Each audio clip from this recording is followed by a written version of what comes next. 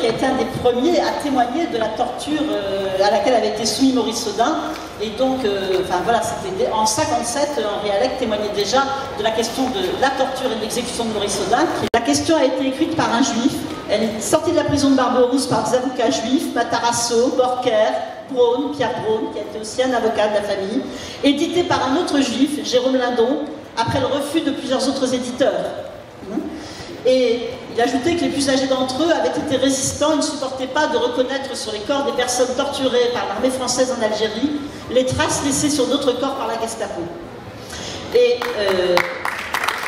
c'était le cas de Sutelgen, dont les historiens qui sont autour de cette table parleront mieux que moi. Et c'était aussi le cas d'un autre avocat, Maurice Garçon, qui a exercé les fonctions de secrétaire général de la Commission de défense des droits et libertés individuelles, qui avait été créée par décision du Conseil des ministres présidé par Guy Mollet le 5 avril 1957. On avait mis là Maurice Garçon comme président, et puis Maurice Garçon, il n'a pas accepté de jouer le rôle qu'on voulait lui faire jouer, et il le dit très bien d'ailleurs. Il a multiplié les efforts pour tenter de faire connaître le sort de Maurice Garçon, et le 28 décembre 1957, il écrivait au magistrat Roger Bétail, et ça figure dans une lettre que Roland Paport, dans les derniers jours, 8 jours avant sa mort, a envoyée à Monsieur le Président nouvellement élu à l'époque, donc en juin 1957. Donc Maurice Garçon écrivait « Je désire très sincèrement que vous sortiez rapidement du guêpier que constitue la commission de prétendue sauvegarde. Je me suis très vite rendu compte qu'elle n'a été créée que pour donner au gouvernement un moyen d'éluder des responsabilités. Il est certain qu'on s'est livré en Algérie à des pratiques abominables empruntées à la Gestapo.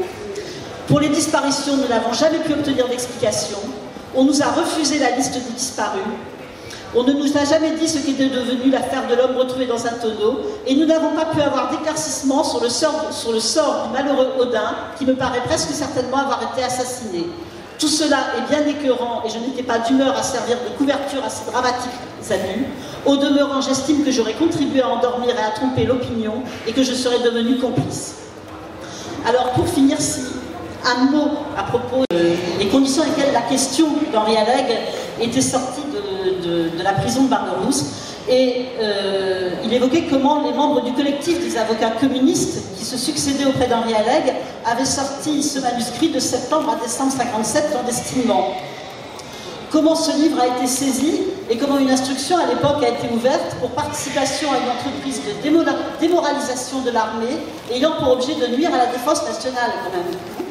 Et comment ce livre, qui dénonce donc la torture pratiquée par la République française, demeure aujourd'hui une référence, puisque en 2007, aux États-Unis, lors de débats sur l'usage en Irak de ce qui était désigné comme des interrogatoires musclés et qui étaient en réalité de véritables tortures, l'Université de Nebraska a publié en anglais la question, avec une préface signée d'un professeur James Le Sueur, dans laquelle on pouvait lire « La question est et demeure aujourd'hui une question pour nous tous ».